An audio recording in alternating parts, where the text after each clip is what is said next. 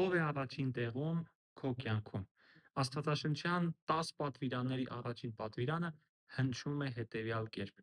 Ես եմ քո Տեր Աստվածը, ինձանից բացի ուրիշ աստվածներ չունենաս։ Ցավոք սրտի այսօր շատերը կարծում են, որ ուրիշ աստվածները դրանք կարող են լինել միայն փայտից կամ քարից պատրաստված ինչ որ արձանիկներ կամ նման ինչ որ այլ բաներ, բայց այսօր մարդու կյանքում կարող է լինել շատ տարբեր այլ աստվածներ։ Դա կարող է լինել փողը, փառքը կարող է լինել աշխատանքը, հաճույքները, նույնիսկ դա կարող է լինել մարդու սեփական եսը։ Առաջանում է մի շատ կարևոր հարց. ով է իմ սրտի գահին նստած, ով է տիրում իմ սրտին, ով է ղեկավարում իմ կյանքի որոշումները։ Երբ որ Աստված առաջին տեղում է, մնացած ամեն ինչ իր ճիշտ տեղում է։ Բայց երբ Աստծուց բացի ինչ որ բան ղեկավարում է մեզ, դրա շնորհիվ արդեն մեր կյանքում